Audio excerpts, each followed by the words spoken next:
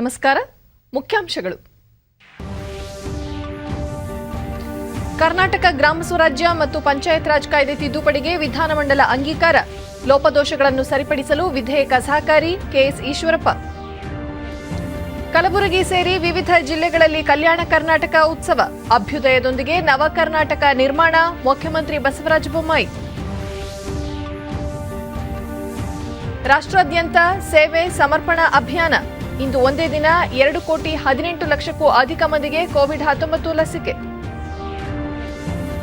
ಹಾಗೂ ಮಧ್ಯ ಏಷ್ಯಾ ಭಾಗದಲ್ಲಿ ಸಂಪರ್ಕ ಕ್ರಾಂತಿಗೆ ಭಾರತ ಬದ್ಧ. ಪರಸ್ಪರ ವಿಶ್ವಾಸದೊಂದಿಗೆ ಭಯೋತ್ಪಾದನೆ ನಿಗ್ರಹ. ಪ್ರಧಾನಿ ನರೇಂದ್ರ ಮೋದಿ. ವಾರ್ತೆಗಳ ವಿವರ. ನಗರಸಭೆ, ಪಟ್ಟಣ ಪಂಚಾಯಿತಿ ಸೇರಿದಂತೆ ನಗರ ಸ್ಥಳೀಯ ಸಂಸ್ಥೆಗಳ ವ್ಯಾಪ್ತಿಯಲ್ಲಿ ಮೂಲ ಸೌಕರ್ಯಗಳ ಅಭಿವೃದ್ಧಿಗೆ ಹೆಚ್ಚಿನ ಅನುದಾನ ಬಿಡುಗಡೆ ಮಾಡಲು ಉದ್ದೇಶಿಸಿದ್ದು, ನಗರಸಭೆಗೆ 75 ಲಕ್ಷ ರೂಪಾಯಿ, ಪಟ್ಟಣ ಪಂಚಾಯಿತಿಗಳಿಗೆ 30 ಲಕ್ಷ ರೂಪಾಯಿ ಅನುದಾನ ಒದಗಿಸಲಾಗುವುದು ಎಂದು ಪೌರಾಡಳಿತ ಸಚಿವ ಎಂಟಿಬಿ ನಾಗರಾಜ್ ವಿಧಾನಸಭೆಯಲ್ಲಿಂದು ತಿಳಿಸಿದರು. ನಗರ ಸ್ಥಳೀಯ ಸಂಸ್ಥೆಗಳಿಗೆ ಅಗತ್ಯ ಹಣಕಾಸಿನ ನೆರವು ಒದಗಿಸುವ ಕುರಿತು ಸದ್ಯದಲ್ಲೇ ಮುಖ್ಯಮಂತ್ರಿ ಅಧ್ಯಕ್ಷತೆಯಲ್ಲಿ ಅಧಿಕಾರಿಗಳ ಸಭೆ ನಡೆಯಲಿದೆ ಎಂದು ಹೇಳಿದರು. ರೇಣುಕಾ ಜಲಸಾಗರದಿಂದ ನಗರಾಭಿವೃದ್ಧಿ ಸಚಿವ ಭೈರತಿ ಬಸವರಾಜ್ ರಾಜ್ಯದ ವಿವಿಧ ಪ್ರದೇಶಗಳಲ್ಲಿ ಕುಡಿಯುವ ನೀರು ಪೂರೈಕೆಗೆ ಸಂಬಂಧಿಸಿದಂತೆ ಪರಿಶೀಲಿಸಿ ಸೂಕ್ತ ಕ್ರಮ ಕೈಗೊಳ್ಳುವುದಾಗಿ ಭರವಸೆ ನೀಡಿದರು. ಸುಮಾರು 120.5 ಕೋಟಿ ರೂಪಾಯಿಗಳು ವೆಚ್ಚ ಆಗ್ತದೆ. ಸರ್ಕಾರಕ್ಕೆ ಪ್ರಸ್ತಾವನೆ ಆಲ್ರೆಡಿ ಅವರು ಸಲ್ಲಿಸಿದ್ದಾರೆ. ಈಗ ಫೈನಾನ್ಸಲ್ಲಿ ಇದನ್ನ ಚರ್ಚೆ ಮಾಡ್ತಾ ಇದ್ದೀವಿ. ಮಾನ್ಯ ಸದಸ್ಯರು ಹಲವಾರು ಬಾರಿ ಇದನ್ನು ನನಗೆ ಮನವರಿಕೆಯನ್ನು ಕೂಡ ಮಾಡಿಕೊಟ್ಟಿದ್ದಾರೆ. ನನಗೆ ಅವ್ರಿಗೆ ಹೇಳಿದ್ದೀನಿ, ಇಲ್ಲ ಈ ಕೆಲಸವನ್ನು ಖಂಡಿತವಾಗಿ ನಾನು ಮಾಡಿಕೊಡ್ತೀನಿ ಅನ್ನೋ ಮಾತನ್ನು ಕೂಡ ನಾನು ಹೇಳಿದ್ದೀನಿ. ಮಾನ್ಯ ಅಧ್ಯಕ್ಷರೇ, ಈಗಾಗಲೇ ಇರುವ ಸಿಸ್ಟಮ್ನಲ್ಲಿ ಪ್ರಶ್ನೋತ್ತರ ಕಲಾಪದ ಬಳಿಕ ಗೃಹ ಸಚಿವ ಆರಗ ಜ್ಞಾನೇಂದ್ರ ಆನ್ಲೈನ್ ಜೂಜುಗಳನ್ನು ನಿಷೇಧಿಸುವ 2020-21ನೇ ಸಾಲಿನ ಕರ್ನಾಟಕ ಪೊಲೀಸ್ ತಿದ್ದುಪಡಿ ವಿಧೇಯಕವನ್ನು ಮಂಡಿಸಿದರು.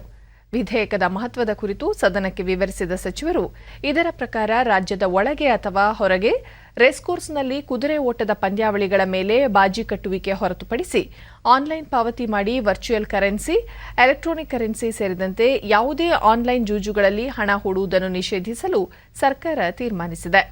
ಒಂದು ವೇಳೆ ಯಾರಾದರೂ ಆನ್ಲೈನ್ ಜೂಜಿನಲ್ಲಿ ತೊಡಗಿರುವುದು ಕಂಡುಬಂದರೆ ಅಂಥವರಿಗೆ 3 ವರ್ಷ ಜೈಲು ಶಿಕ್ಷೆ ಹಾಗೂ 1 ಲಕ್ಷ ದಂಡ ವಿಧಿಸಲು ಕಾನೂನಿನಲ್ಲಿ ಅವಕಾಶ ಕಲ್ಪಿಸಲಾಗಿದೆ ಎಂದರು.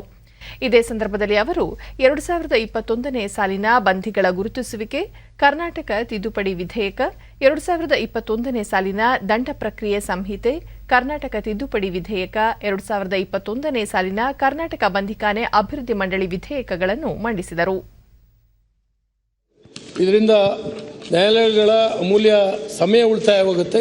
ಎಲ್ಲರಿಗಿಂತ ಬೆಂಗಳೂರಿನಲ್ಲಿರುವಂಥ FSL ಲ್ಯಾಬಿನ ಒಬ್ಬ ವಿಜ್ಞಾನಿ ಹುಬ್ಬಳ್ಳಿಗೋ ಧಾರವಾಡಕ್ಕೂ ಪ್ರಯಾಣ ಮಾಡುವಂಥದ್ದು, ಇಂಥ ಒಂದು ಸಮಯವೂ ಕೂಡ ಉಳಿತಾಯ ಆಗುತ್ತೆ, ಹಣ ಕೂಡ ಉಳಿತಾಯ ಆಗುತ್ತೆ. ಆದ್ದರಿಂದ ಸಾಕ್ಷ್ಯವನ್ನು ನೋಡಲಿಕ್ಕೆ ಕೂಡ. ಚರ್ಚೆ ನಂತರ 2021ನೇ ಸಾಲಿನ ಕರ್ನಾಟಕ ಬಂಧಿಖಾನೆ ಅಭಿವೃದ್ಧಿ ಮಂಡಳಿಯ ವಿಧೇಯಕಕ್ಕೆ ಸದನ ಅನುಮೋದನೆ ನೀಡಿತು. ಈ ಮಧ್ಯೆ ಸಭಾಧ್ಯಕ್ಷರು ಗಮನ ಸೆಳೆಯುವ ಪ್ರಶ್ನೆಗೆ ಅವಕಾಶ ನೀಡಿದರು. ಶಾಸಕರಾದ MS ಸೋಮಣ್ಣ, ಇ ತುಕಾರಾಂ, ನಿಸರ್ಗ ನಾರಾಯಣಸ್ವಾಮಿ ಸೇರಿದಂತೆ ಮತ್ತಿತರರು ತಮ್ಮ ತಮ್ಮ ಕ್ಷೇತ್ರಗಳಿಗೆ ಸಂಬಂಧಿಸಿದ ಸಮಸ್ಯೆಗಳ ಬಗ್ಗೆ ಸರ್ಕಾರದ ಗಮನ ಸೆಳೆದು ಸಚಿವರಿಂದ ಉತ್ತರ ಬಯಸಿದರು. ಇದೇ 24ರಂದು ಲೋಕಸಭೆ ಸ್ಪೀಕರ್ ಓಂ ಬಿರ್ಲಾ ಅವರು ಜಂಟಿ ಅಧಿವೇಶನ ಉದ್ದೇಶಿಸಿ ಭಾಷಣ ಮಾಡಲಿದ್ದಾರೆ. ಅಂದು ಸದನದ ಎಲ್ಲ ಸದಸ್ಯರು ಹಾಜರಿರಬೇಕೆಂದು ಸಭಾಧ್ಯಕ್ಷ ಕಾಗೇರಿ ಅವರು ಮನವಿ ಮಾಡಿದರು. ನಂತರ ಸದನವನ್ನು ಸೋಮವಾರ 11 ಗಂಟೆಗೆ ಮುಂದೂಡಲಾಯಿತು. ಮತ್ತೆ ಸೋಮವಾರ 11 ಗಂಟೆಗೆ ಸರಿಯಾಗಿ ಸೇರುವಂತೆ ಸದನವನ್ನು ಮುಂದೂಡಲಾಗಿದೆ. ರಾಜ್ಯದಲ್ಲಿ 2024ರ ವೇಳೆಗೆ ರಾಷ್ಟ್ರೀಯ ಜಲ್ ಜೀವನ್ ಮಿಷನ್ ಯೋಜನೆಯನ್ನು ಪೂರ್ಣಗೊಳಿಸಿ ಮನೆ ಮನೆಗೂ ಕೊಳಾಯಿ ಮೂಲಕ ಶುದ್ಧ ಕುಡಿಯುವ ನೀರಿನ ಸೌಲಭ್ಯ ಒದಗಿಸಲಾಗುವುದು ಎಂದು ಗ್ರಾಮೀಣಾಭಿವೃದ್ಧಿ ಮತ್ತು ಪಂಚಾಯತ್ ರಾಜ್ ಸಚಿವ ಕೆಎಸ್ ಈಶ್ವರಪ್ಪ ವಿಧಾನ ಪರಿಷತ್ನಲ್ಲಿಂದು ತಿಳಿಸಿದರು. ಪ್ರಶ್ನೋತ್ತರ ಕಲಾಪದಲ್ಲಿಂದು ಸದಸ್ಯರ ಪ್ರಶ್ನೆಗೆ ಉತ್ತರಿಸಿದ ಸಚಿವರು, ಜಲ್ ಜೀವನ್ ಮಿಷನ್ ಯೋಜನೆಯಡಿ 5,045 ಕೋಟಿ ರೂಪಾಯಿ ವೆಚ್ಚದಲ್ಲಿ ಕಾಮಗಾರಿಗಳನ್ನು ಕೈಗೆತ್ತಿಕೊಳ್ಳಲಾಗುತ್ತಿದೆ.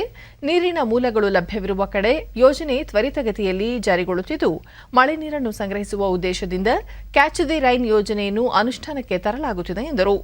ಸ್ವಾತಂತ್ರ್ಯದ ಅಮೃತ ಮಹೋತ್ಸವ ವರ್ಷಾಚರಣೆ ಅಂಗವಾಗಿ ಕೇಂದ್ರ ಸರ್ಕಾರ ರಾಜ್ಯದ 750 ಗ್ರಾಮ ಪಂಚಾಯಿತಿಗಳನ್ನು ಅಮೃತ ಯೋಜನೆಯಡಿ ಸಮಗ್ರವಾಗಿ ಅಭಿವೃದ್ಧಿಪಡಿಸಲು ಉದ್ದೇಶಿಸಿದ್ದು, ಇದೇ 23ರಂದು ಯೋಜನೆಗೆ ಚಾಲನೆ ದೊರೆಯಲಿದೆ ಎಂದರು. ನಂತರ ಶಾಸನ ರಚನಾ ಕಲಾಪದಲ್ಲಿ ಸಚಿವ ಕೆಎಸ್ ಈಶ್ವರಪ್ಪ ಕರ್ನಾಟಕ ಗ್ರಾಮ ಸ್ವರಾಜ್ಯ ಮತ್ತು ಪಂಚಾಯತ್ ರಾಜ್ ತಿದ್ದುಪಡಿ ವಿಧೇಯಕ ಮಂಡಿಸಿ ಪರ್ಯಾವಲೋಚನೆಗೆ ಮನವಿ ಮಾಡಿದರು. ಅವರಿಗೆ ನಮ್ಮ ಇಲಾಖೆಯಲ್ಲಿ ಉದ್ಯೋಗ ಕೊಡೋ ದಿಕ್ಕಲ್ಲಿ ಏನೇನು ಸಾಧ್ಯತೆಗಳನ್ನ ಅನುಕೂಲ ಆಗುತ್ತೆ ಆ ದಿಕ್ಕಲ್ಲಿ ಮಾಡೋ ದಿಕ್ಕಲ್ಲಿ ಈ ಒಂದು ಕಮಿಟಿಯ ವರದಿಯನ್ನು ಆದಷ್ಟು ಬೇಗ 2-3 ತಿಂಗಳಲ್ಲಿ ತರಿಸ್ಕೊಂಡು ಏನು ಪದವೀಧರ ಬರ್ತಾ ಇದ್ದಾರೆ. ಚರ್ಚೆಯಲ್ಲಿ ಭಾಗವಹಿಸಿದ ವಿರೋಧ ಪಕ್ಷದ ನಾಯಕ ಎಸ್ಆರ್ ಪಾಟೀಲ್ ಪಂಚಾಯತ್ ಸಂಸ್ಥೆಗಳ ಕ್ಷೇತ್ರ ವಿಂಗಡಣೆ ನಿರ್ಧರಿಸುವ ಅಧಿಕಾರವನ್ನು ಚುನಾವಣಾ ಆಯೋಗದಿಂದ ಹಿಂಪಡೆಯುವ ಈ ವಿಧೇಯಕವನ್ನು ಕಾಂಗ್ರೆಸ್ ವಿರೋಧಿಸಲಿದೆ ಎಂದರು.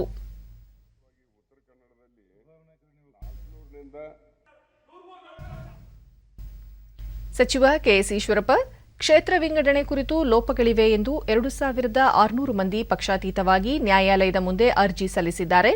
ಆ ತಪ್ಪುಗಳನ್ನು ಸರಿಪಡಿಸಬೇಕಾಗಿದೆ ಎಂದರು. ಎಸ್ಆರ್ ಪಾಟೀಲ್ ಚರ್ಚೆಯ ಬಳಿಕ ವಿಧೇಯಕವನ್ನು ವಾಪಸ್ ಪಡೆಯುತ್ತಾರೆ ಎಂದುಕೊಂಡಿದ್ದೆವು. ಸರ್ಕಾರ ಅಂಗೀಕಾರ ಪಡೆಯಲು ಮುಂದಾಗಿದೆ. ಇದನ್ನು ವಿರೋಧಿಸಿ ನಾವು ಸಭಾತ್ಯಾಗ ಮಾಡುತ್ತೇವೆ ಎಂದು ಹೇಳಿ ತಮ್ಮ ಪಕ್ಷದ ಸದಸ್ಯರೊಂದಿಗೆ ಹೊರ ನಡೆದರು. ಈ ಮಧ್ಯೆ ವಿಧೇಯಕ ಮಂಡನೆಗೆ ಅಂಗೀಕಾರ ದೊರೆತಿದೆ ಎಂದು ಘೋಷಿಸಿದ ಸಭಾಪತಿ ಅವರು ಕಲಾಪವನ್ನು ಸೋಮವಾರಕ್ಕೆ ಮುಂದೂಡಿದರು. ಕಲ್ಯಾಣ ಕರ್ನಾಟಕ ಉತ್ಸವ ದಿನಾಚರಣೆ ಅಂಗವಾಗಿ ಮುಖ್ಯಮಂತ್ರಿ ಬಸವರಾಜ ಬೊಮ್ಮಾಯಿ ಕಲಬುರಗಿಯಲ್ಲಿಂದು ಉಕ್ಕಿನ ಮನುಷ್ಯ ಸರ್ದಾರ್ ವಲ್ಲಭಭಾಯಿ ಪಟೇಲ್ ಅವರ ಪ್ರತಿಮೆಗೆ ಮಾಲಾರ್ಪಣೆ ಮಾಡಿದರು. ಬಳಿಕ ಉತ್ಸವದ ಅಂಗವಾಗಿ ರಾಷ್ಟ್ರಧ್ವಜಾರೋಹಣ ನೆರವೇರಿಸಿದರು. ಜಿಲ್ಲಾ ಉಸ್ತುವಾರಿ ಸಚಿವ ಮುರುಗೇಶ್ ನಿರಾಣಿ, ಸಚಿವ ಮುನಿರತ್ನ, ಸಂಸದ ಡಾ ಉಮೇಶ್ ಜಾಧವ್ ಸೇರಿದಂತೆ ಅನೇಕ ಗಣ್ಯರು ಉಪಸ್ಥಿತರಿದ್ದರು. ತಮ್ಮ ಅಮೃತ ಹಸ್ತದಿಂದ ಮಾಲಾರ್ಪಣೆ ಮಾಡಿ ಭಾರತದ ಉಪ ಪ್ರಧಾನಿಯಾಗಿದ್ದ ಸರ್ದಾರ್ ವಲ್ಲಭ ಈ ಸಂದರ್ಭದಲ್ಲಿ ಮುಖ್ಯಮಂತ್ರಿ ನವಕಲ್ಯಾಣ ನಿರ್ಮಾಣಕ್ಕೆ ನಾವೆಲ್ಲರೂ ಸಂಕಲ್ಪ ತೊಡೋಣ. ಕಲ್ಯಾಣ ಕರ್ನಾಟಕ ಭಾಗದ ಅಭಿವೃದ್ಧಿಗೆ ವಿಶೇಷ ಆದ್ಯತೆ ನೀಡಲಾಗಿದೆ. ಎಲ್ಲರ ಅಭ್ಯುದಯದೊಂದಿಗೆ ನವಕರ್ನಾಟಕಕ್ಕೆ ನಾಂದಿ ಹಾಡೋಣ ಎಂದು ಸಂದೇಶ ನೀಡಿದರು. ಕಲ್ಯಾಣ ಕರ್ನಾಟಕ ಭಾಗದ ಸಮಗ್ರ ಅಭಿವೃದ್ಧಿಗಾಗಿ ಕೆಕೆಆರ್ಡಿಬಿ ಮಂಡಳಿಗೆ 3,000 ಕೋಟಿ ರೂಪಾಯಿ ಅನುದಾನ ನೀಡಲಾಗುವುದು. ಪ್ರತಿ 3 ತಿಂಗಳಿಗೊಮ್ಮೆ ಕೆಕೆಆರ್ಡಿಬಿ ಮತ್ತು ನಂಜುಂಡಪ್ಪ ವರದಿ ಪರಿಶೀಲನೆ ಮಾಡಲಾಗುವುದು. ಯಾದಗಿರಿಯಲ್ಲಿ ಫಾರ್ಮ್ ಪಾರ್ಕ್ ನಿರ್ಮಾಣಕ್ಕೆ ಅಗತ್ಯ ಸೌಲಭ್ಯ ಒದಗಿಸಲಾಗುವುದು ಎಂದು ಹೇಳಿದರು. ಸರ್ದಾರ್ ವಲ್ಲಭಭಾಯಿ ಪಟೇಲ್ ಅವರ ಇಚ್ಛಾಶಕ್ತಿ, ದೂರದೃಷ್ಟಿ, ಭಾರತದ ಅಖಂಡತೆ ಮತ್ತು ಏಕತೆಯ ಬಗ್ಗೆ ಅವರಿಗಿದ್ದ ಅಚಲ ವಿಶ್ವಾಸದಿಂದ ಹಲವು ರಾಜಮನೆತನಗಳನ್ನು ಸೇರಿಸಿ ಭಾರತವನ್ನು ಒಕ್ಕೂಟ ರಾಷ್ಟ್ರವನ್ನಾಗಿಸಿದ್ದಾರೆ. ಭಾರತವನ್ನು ಸಾರ್ವಭೌಮತ್ವ ದೇಶವನ್ನಾಗಿಸಲು ಪಟೇಲರ ಶಕ್ತಿ ಸಾಕಷ್ಟಿದೆ ಎಂದರು. ಸರ್ದಾರ್ ವಲ್ಲಭಭಾಯಿ ಪಟೇಲ್ ಅವರು ಬಾರ್ಡೋಳಿ ಸತ್ಯಾಗ್ರಹವನ್ನ, ರೈತರ ಸತ್ಯಾಗ್ರಹವನ್ನ ಮಾಡದಿದ್ದರೆ ಭಾರತದ ಸ್ವತಂತ್ರ ಸಿಗುವಂತ ದಿನಾಂಕ ಮುಂದೆ ಹೋಗ್ತಿತ್ತು. ಹಲವಾರು ಜನ ತಾತ್ವಿಕವಾಗಿ, ಸಾತ್ವಿಕವಾಗಿ ಹೋರಾಟವನ್ನು ಮಾಡಿ ಬಾರ್ಡೋಳಿಯ ಸತ್ಯಾಗ್ರಹವನ್ನು ಸರ್ದಾರ್ ವಲ್ಲಭಭಾಯಿ ಪಟೇಲ್ ಅವರು ನೇತೃತ್ವ ವಹಿಸಿದ್ದರು. ಅದೇ ರೀತಿ ಚಂಪಾರನ್ ಅಲ್ಲಿಯ ಕಾರ್ಮಿಕರು ಸತ್ಯಾಗ್ರಹವನ್ನು ಪ್ರಾರಂಭ ಮಾಡಿದರು. ಅದು ಸ್ವತಂತ್ರಕ್ಕೆ ದಾರಿ ಮಾಡಿಕೊಡ್ತು. ಆ ಸ್ವತಂತ್ರ ಸಿಕ್ಕ ಮೇಲೆ ಹಲವಾರು ಸಂಸ್ಥಾಪಕರು ತಮ್ಮ ಒಂದು ಸಂಸ್ಥಾನವನ್ನು ಉಳಿಸಿಕೊಳ್ಳುವಂತಹ ಪ್ರಯತ್ನ ಇದ್ದಾಗ ಒಂದು ಹನಿ ರಕ್ತವನ್ನು ಕೂಡ ಬಿಡದೆ, ಯಾವುದೇ ಒಂದು ಸಣ್ಣ ಮಿಲಿಟರಿ ಕಾರ್ಯಾಚರಣೆಯನ್ನು ಮಾಡದೆ ಇಡೀ ಭಾರತದ ಒಂದು ಒಕ್ಕೂಟವನ್ನು ಅವೆಲ್ಲ ಸಂಸ್ಥಾನಗಳ ಮಿಲನ ಮಾಡುವ ಮುಖಾಂತರ ಸರ್ದಾರ್ ವಲ್ಲಭಭಾಯಿ ಪಟೇಲರು ಮಾಡಿರುವಂಥದ್ದು ನಾವೆಲ್ಲರೂ ಕೂಡ ಸದಾಕಾಲ ನೆನಪಿಡಬೇಕು. ಇಲ್ಲದಿದ್ರೆ ಇವತ್ತು ಭಾರತದ ನಕ್ಷೆ ಬದಲಾಗ್ತದೆ. ಬಳ್ಳಾರಿಯಲ್ಲಿಂದು ಕಲ್ಯಾಣ ಕರ್ನಾಟಕ ಉತ್ಸವಕ್ಕೆ ಜಿಲ್ಲಾಧಿಕಾರಿ ಪವನ್ ಕುಮಾರ್ ಮಾಲ್ಪಾಟಿ ಚಾಲನೆ ನೀಡಿದರು. ಈ ಸಂದರ್ಭದಲ್ಲಿ ಕರ್ಮಚಾರಿ ಅಭಿವೃದ್ಧಿ ನಿಗಮ ಅಧ್ಯಕ್ಷ ಎಚ್ ಹನುಮಂತಪ್ಪ, ನಗರಾಭಿವೃದ್ಧಿ ಪ್ರಾಧಿಕಾರದ ಅಧ್ಯಕ್ಷ ಪಿ ಪಾಲನ ಸೇರಿದಂತೆ ಮತ್ತಿತರರು ಉಪಸ್ಥಿತರಿದ್ದರು.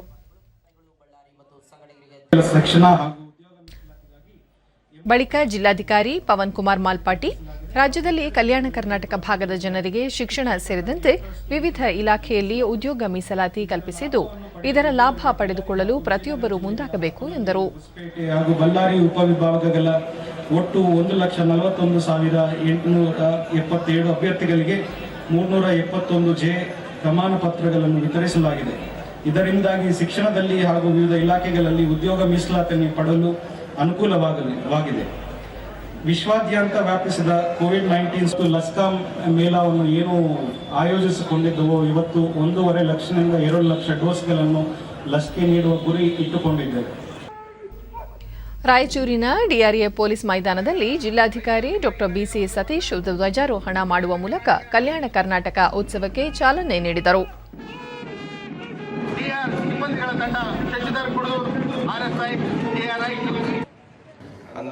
ಬಳಿಕ ಅವರು ಸರ್ದಾರ್ ವಲ್ಲಭಭಾಯ್ ಪಟೇಲರ ದಿಟ್ಟತನದಿಂದ ವಿವಿಧ ರಾಜ್ಯ ಸಂಸ್ಥಾನಗಳ ಬಳಿ ಇದ್ದ ಪ್ರದೇಶಗಳನ್ನು ರಾಜ್ಯಗಳನ್ನಾಗಿ ಒಗ್ಗೂಡಿಸಲಾಯಿತು ಎಂದರು.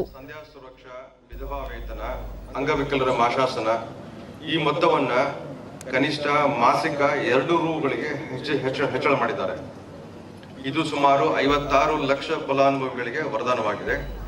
ಪರಿಶಿಷ್ಟ ಪಂಗಡದ ಕಲ್ಯಾಣಕ್ಕಾಗಿ ಪ್ರತ್ಯೇಕ ಸಚಿವಾಲಯ ಸ್ಥಾಪನೆಗೆ ಸಚಿವ ಸಂಪುಟದ ಅನುಮೋದನೆ ಕೂಡ ಪಡೆಯಲಾಗಿದೆ. ಕೊಪ್ಪಳ ಜಿಲ್ಲಾ ಕ್ರೀಡಾಂಗಣದಲ್ಲಿ ಗಣಿ ಮತ್ತು ಭೂವಿಜ್ಞಾನ ಸಚಿವ ಹಾಲಪ್ಪ ಬಸಪ್ಪ ಆಚಾರ್ ಕಲ್ಯಾಣ ಕರ್ನಾಟಕ ಉತ್ಸವಕ್ಕೆ ಚಾಲನೆ ನೀಡಿದರು.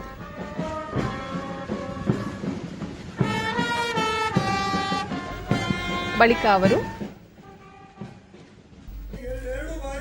ಸರ್ಕಾರವು ಕಲ್ಯಾಣ ಕರ್ನಾಟಕ ಭಾಗದ ಜಿಲ್ಲೆಗಳಲ್ಲಿ ವಿಶೇಷ ಅಭಿವೃದ್ಧಿ ಯೋಜನೆಗಳನ್ನು ಜಾರಿಗೆ ತಂದಿದೆ.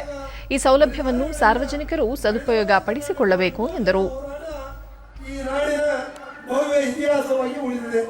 ಹೈದರಾಬಾದ್ ಕರ್ನಾಟಕ ಕೃಷಿ ಸಾಂಸ್ಕೃತಿಕ ಮಾನವ ಸಂಪನ್ಮೂಲ ಅಭಿವೃದ್ಧಿ ಸಂಘವನ್ನು ರಚಿಸಿ ಅಭಿವೃದ್ಧಿಗಾಗಿ ಅನುದಾನವನ್ನು ಕೂಡ ನೀಡಿದೆ.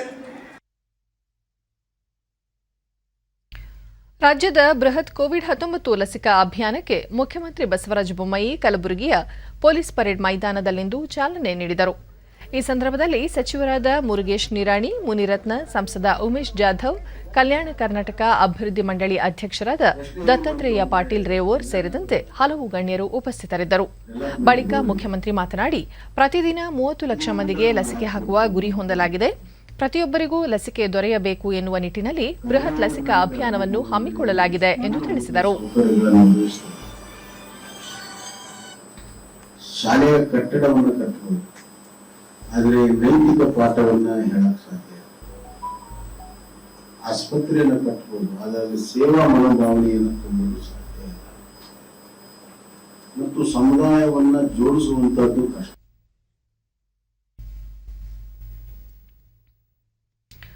ಬೃಹತ್ ಲಸಿಕಾ ಅಭಿಯಾನದ ಹಿನ್ನೆಲೆಯಲ್ಲಿ ಬೆಳಗಾವಿಯಲ್ಲಿ ಆಯೋಜಿಸಲಾಗಿದ್ದ ಕೋವಿಡ್-19 ಲಸಿಕಾ ಅಭಿಯಾನಕ್ಕೆ ಸಂಸದೆ ಮಂಗಳಾ ಸುರೇಶ್ ಅಂಗಡಿ ಚಾಲನೆ ನೀಡಿದರು. ಈ ಮಧ್ಯೆ ಲಸಿಕಾ ಅಭಿಯಾನಕ್ಕೆ ಸಾರ್ವಜನಿಕರಿಂದ ಉತ್ತಮ ಪ್ರತಿಕ್ರಿಯೆ ವ್ಯಕ್ತವಾಗಿದ್ದು, ಜಿಲ್ಲಾಧಿಕಾರಿ ಎಂಜೆ ಹಿರೇಮಠ ವಿವಿಧ ಕೇಂದ್ರಗಳಲ್ಲಿ ವಸ್ತುಸ್ಥಿತಿ ಪರಿಶೀಲಿಸಿದರು.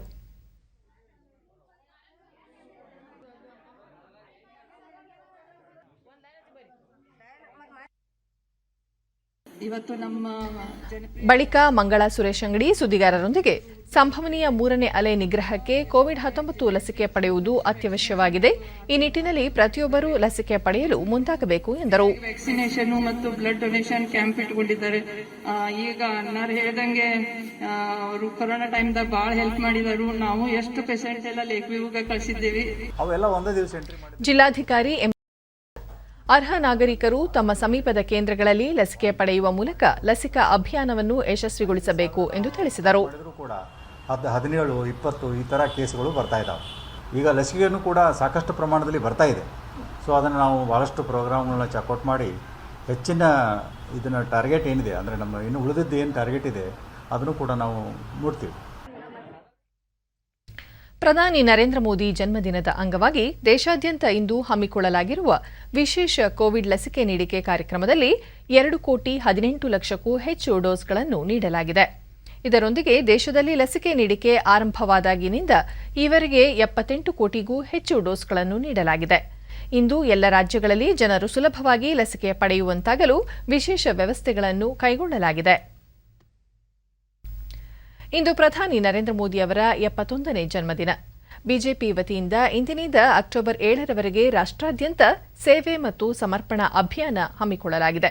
ಈ ಕಾರ್ಯಕ್ರಮದಲ್ಲಿ ಜಿಲ್ಲಾ ಮಟ್ಟದಲ್ಲಿ ಪ್ರಧಾನಿಯವರ ಜೀವನ ಸಾಧನೆ ಕುರಿತು ಭಿತ್ತಿ ಫಲಕಗಳ ಪ್ರದರ್ಶನ, ದಿವ್ಯಾಂಗರಿಗೆ ಸಲಕರಣೆ ವಿತರಣೆ, ಉಚಿತ ಆರೋಗ್ಯ ತಪಾಸಣೆ ಶಿಬಿರ, ಬೂತ್ ಮಟ್ಟದಲ್ಲಿ ಗರೀಬ್ ಕಲ್ಯಾಣ್ ಯೋಜನೆಯ ಉಚಿತ ಪಡಿತರ ಚೀಟಿ ವಿತರಣೆ, ಜಿಲ್ಲೆಗಳಲ್ಲಿ ಯುವ ಮೋರ್ಚಾ ವತಿಯಿಂದ ರಕ್ತದಾನ ಶಿಬಿರ ಮುಂತಾದ ಕಾರ್ಯಕ್ರಮಗಳು ನಡೆಯಲಿವೆ. ದೆಹಲಿಯ ಬಿಜೆಪಿ ಕೇಂದ್ರ ಕಚೇರಿಯಲ್ಲಿ ಪಕ್ಷದ ಅಧ್ಯಕ್ಷ ಜೆಪಿ ನಡ್ಡಾ ಸೇವೆ ಮತ್ತು ಸಮರ್ಪಣೆ ಅಭಿಯಾನಕ್ಕೆ ಚಾಲನೆ ನೀಡಿದರು.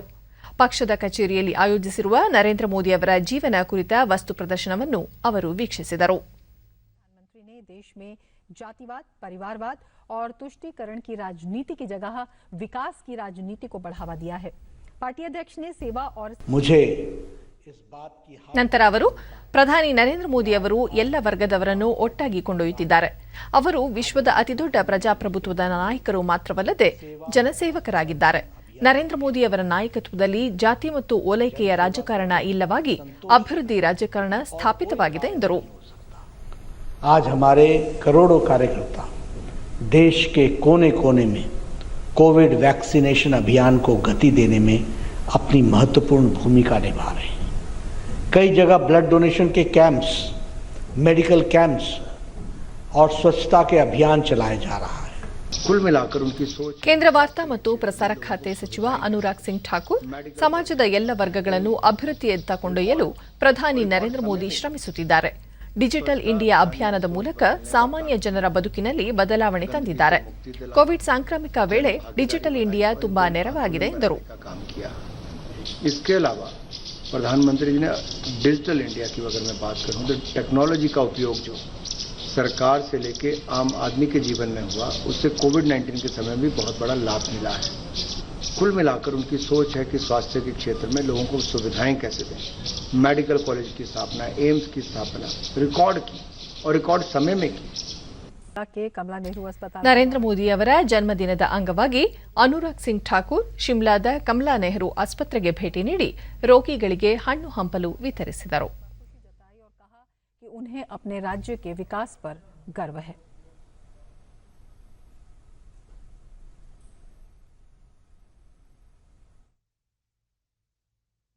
ತಜಕಿಸ್ತಾನ ರಾಜಧಾನಿ ದುಶಾಂಬೆಯಲ್ಲಿ ನಡೆಯುತ್ತಿರುವ ಶಾಂಘೈ ಸಹಕಾರ ಒಕ್ಕೂಟ ಎಸ್ಸಿಒ 21ನೇ ಸಮಾವೇಶವನ್ನು ಉದ್ದೇಶಿಸಿ ಪ್ರಧಾನಿ ನರೇಂದ್ರ ಮೋದಿ ವರ್ಚುವಲ್ ಮೂಲಕ ಭಾಷಣ ಮಾಡಿದರು.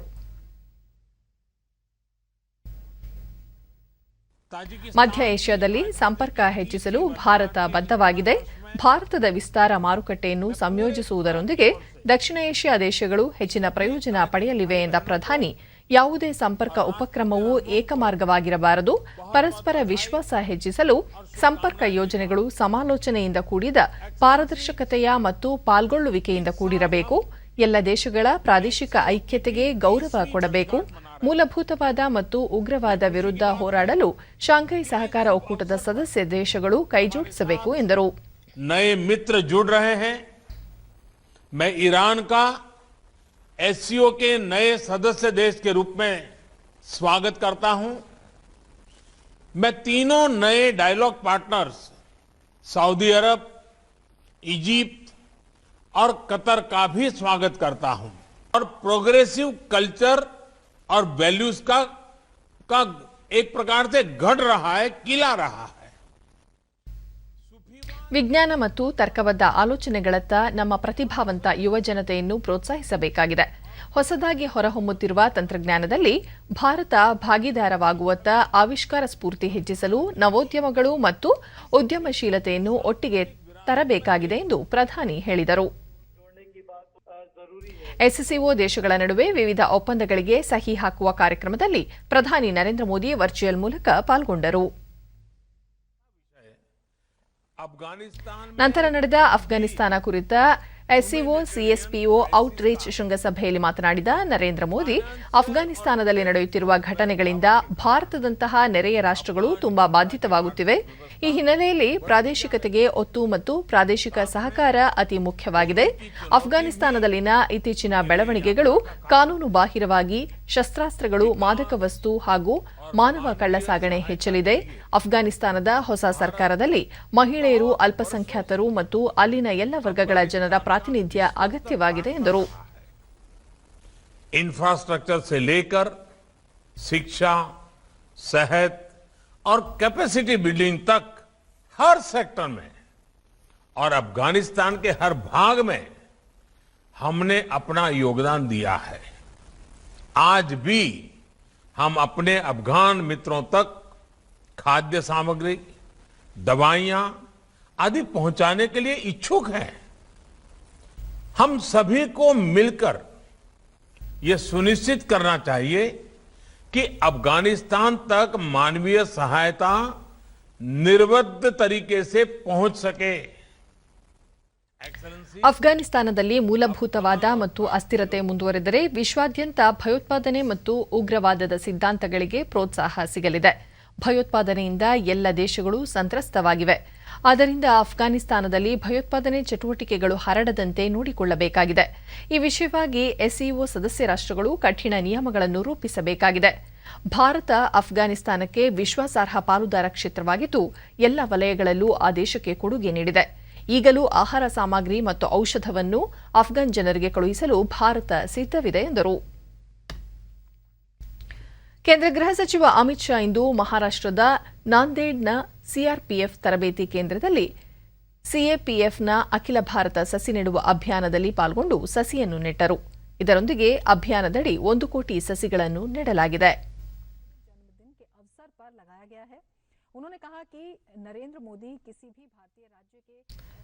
ಅಮಿತ್ ಶಾ ಸಿಆರ್ಪಿಎಫ್ ಇಲ್ಲದೆ ದೇಶದ ಆಂತರಿಕ ಭದ್ರತೆ ಬಲಪಡಿಸಲು ಅಸಾಧ್ಯ. ಸಿಆರ್ಪಿಎಫ್ ಬಗ್ಗೆ ದೇಶಕ್ಕೆ ಹೆಮ್ಮೆ ಇದೆ.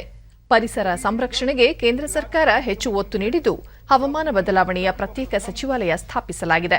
ಈ ಮೂಲಕ ಹವಾಮಾನ ಬದಲಾವಣೆಗೆ ಸಂಬಂಧಿಸಿದ ವಿಷಯಗಳ ಪರಿಹಾರ ಮತ್ತು ಅಗತ್ಯ ಕ್ರಮಗಳನ್ನು ತೆಗೆದುಕೊಳ್ಳಲು ಸಾಧ್ಯವಾಗುತ್ತಿದೆ ಎಂದರು. पहला कदम था कि जलवायु परिवर्तन पर शासन चिंता करे और जलवायु परिवर्तन को बचाने के लिए, संभालने के लिए एक संस्थागत व्यवस्था, इंस्टीट्यूशनलाइज मैनेजमेंट शासन की ओर से कैसे हो सकता है, इसकी शुरुआत मोदी जी ने करी थी. मैं इसको वास्तविकता मानता हूं कि सीआरपीएफ के बगैर देश की आंतरिक सुरक्षा की कल्पना हो ही नहीं सकती है, बच ही नहीं. मुझे और पूरे देश को आप लोगों के त्याग, बलिदान और समर्पण पर गर्व है और आप जो देश की आंतरिक सुरक्षा को मजबूत करने में आपका योगदान दे रहे हो, देश में जो विकास हो रहा है. ಹಿಮಾಚಲ ಪ್ರದೇಶ ರಾಜ್ಯ ಸಂಸ್ಥಾಪನಾ ಸುವರ್ಣ ಮಹೋತ್ಸವ ಅಂಗವಾಗಿ ರಾಷ್ಟ್ರಪತಿ ರಾಮನಾಥ್ ಕೋವಿಂದ್ ಇಂದು ಅಲ್ಲಿನ ವಿಧಾನಸಭೆಯ ವಿಶೇಷ ಅಧಿವೇಶನ ಉದ್ದೇಶಿಸಿ ಭಾಷಣ ಮಾಡಿದರು. ಹಿಮಾಚಲ ಪ್ರದೇಶ ರಾಜ್ಯ ಸ್ಥಾಪನೆಗೊಂಡ ನಂತರ ಅನೇಕ ಮಹನೀಯರು ರಾಜ್ಯ ಮತ್ತು ದೇಶದ ಅಭಿವೃದ್ಧಿಗೆ ಅಪಾರ ಕೊಡುಗೆ ನೀಡಿದ್ದಾರೆ. ಹಾಗೆಯೇ ಸೇನೆಯಲ್ಲೂ ರಾಜ್ಯದ ವೀರ ಯೋಧರು ತಮ್ಮ ಶೌರ್ಯದ ಮೂಲಕ ದೇಶಕ್ಕೆ ಕೀರ್ತಿ ತಂದಿದ್ದಾರೆ. ರಾಜ್ಯವು ಶೈಕ್ಷಣಿಕ, ಕ್ರೀಡಾ ವಲಯದಲ್ಲೂ ಪ್ರಗತಿ ಸಾಧಿಸುತ್ತಿರುವುದು ಹೆಮ್ಮೆಯ ವಿಷಯವಾಗಿದೆ ಎಂದರು. ಹಿಮಾಚಲ ವಿಧಾನಸಭೆಯಲ್ಲಿ 50 ವರ್ಷಗಳಲ್ಲಿ ಅನೇಕ ಮಹತ್ವದ ಮಸೂದೆಗಳು ಅಂಗೀಕಾರಗೊಂಡಿವೆ. ಅರ್ಥಪೂರ್ಣ ಚರ್ಚೆಗಳು ನಡೆದಿವೆ. ದೇಶದ ಮೊದಲ ಕಾಗದರಹಿತ ಸದನ ಎಂಬ ಕೀರ್ತಿಗೂ ಈ ವಿಧಾನಸಭೆ ಪಾತ್ರವಾಗಿದೆ. ಪ್ಲಾಸ್ಟಿಕ್ ನಿಷೇಧ, ಸಾರ್ವಜನಿಕ ಸ್ಥಳಗಳಲ್ಲಿ ಧೂಮಪಾನ ನಿಷೇಧ ಮುಂತಾದ ಪ್ರಮುಖ ಮಸೂದೆಗಳ ಮೂಲಕ ಪರಿಸರ ಮತ್ತು ಸ್ವಚ್ಛತೆ ಕಾಪಾಡುವಲ್ಲಿ ವಿಧಾನಸಭೆ ಕ್ರಮಗಳನ್ನು ತೆಗೆದುಕೊಂಡಿದೆ. ಹಿಮಾಚಲ ಪ್ರದೇಶ 18 ವರ್ಷ ಮೇಲ್ಪಟ್ಟ ಎಲ್ಲರಿಗೂ ಕೋವಿಡ್ ಲಸಿಕೆಯ ಮೊದಲ ಡೋಸ್ ನೀಡಿದ ಮೊದಲ ರಾಜ್ಯವೆನಿಸಿರುವುದು ಹೆಮ್ಮೆಯ ವಿಷಯವಾಗಿದೆ ಎಂದು ರಾಮನಾಥ್ ಕೋವಿಂದ್ ತಿಳಿಸಿದರು. तब तक यह राज्य विश्व स्तरीय विकास और समृद्धि का आदर्श प्रस्तुत कर रहा होगा. हिमाचल प्रदेश की के उपलक्ष्य में लोकतंत्र के इस मंदिर में आप सबके प्रति मैं यह शुभकामना व्यक्त करता हूं कि अपनी लोकतांत्रिक विरासत व स्वस्थ परंपराओं को निरंतर मजबूत बनाते हुए आप सब अपने राज्य को खुशहाली की बुलंदियों पर ले जाएं. ಪ್ರಧಾನಿ ನರೇಂದ್ರ ಮೋದಿ ಅವರ ಮಹತ್ವಾಕಾಂಕ್ಷಿ ಆತ್ಮನಿರ್ಭರ ಭಾರತದ ಅಭಿಯಾನದಡಿಯಲ್ಲಿ ಜವಳಿ ಉದ್ಯಮಕ್ಕೆ ಉತ್ತೇಜನ ನೀಡುವ ಉದ್ದೇಶದಿಂದ ಉತ್ಪಾದನೆ ಸಂಬಂಧಿತ ಪ್ರೋತ್ಸಾಹದಾಯಕ ಯೋಜನೆಯೊಂದನ್ನು ಪ್ರಾರಂಭಿಸಲಾಗಿದೆ. ಇದರ ಅನ್ವಯ ಜವಳಿ ಕ್ಷೇತ್ರಕ್ಕೆ ಹೆಚ್ಚಿನ ಬಂಡವಾಳ ಆಕರ್ಷಿಸಲು ಉದ್ದೇಶಿಸಲಾಗಿದೆ ಎಂದು ಕೇಂದ್ರ ಜವಳಿ ಇಲಾಖೆ ಕಾರ್ಯದರ್ಶಿ ಉಪೇಂದ್ರ ಪ್ರಸಾದ್ ಸಿಂಗ್ ಹೇಳಿದ್ದಾರೆ. ಬೆಂಗಳೂರಿನಲ್ಲಿಂದು ಅವರು ಈ ಯೋಜನೆಯಡಿ ತಂತ್ರಜ್ಞಾನ ಆಧಾರಿತ ಜವಳಿ ಉತ್ಪನ್ನಗಳಿಗೆ ವಿಶೇಷ ಒತ್ತು ನೀಡಲು ಉದ್ದೇಶಿಸಲಾಗಿದೆ. 3 ಮತ್ತು 4ನೇ ಹಂತದ ನಗರ ಪಟ್ಟಣಗಳಲ್ಲಿ ಜವಳಿ ಉದ್ಯಮಗಳನ್ನು ಪ್ರಾರಂಭಿಸಲು ಮುಂದೆ ಬರುವ ಉದ್ಯಮಿಗಳನ್ನು ಉತ್ತೇಜಿಸಲಾಗುವುದು ಎಂದರು. ಇದಕ್ಕಾಗಿ ಆಯವ್ಯಯದಲ್ಲಿ 10,683 ಕೋಟಿ ರೂಪಾಯಿ ಮೀಸಲಿರಿಸಲಾಗಿದೆ ಎಂದು ಮಾಹಿತಿ ನೀಡಿದರು.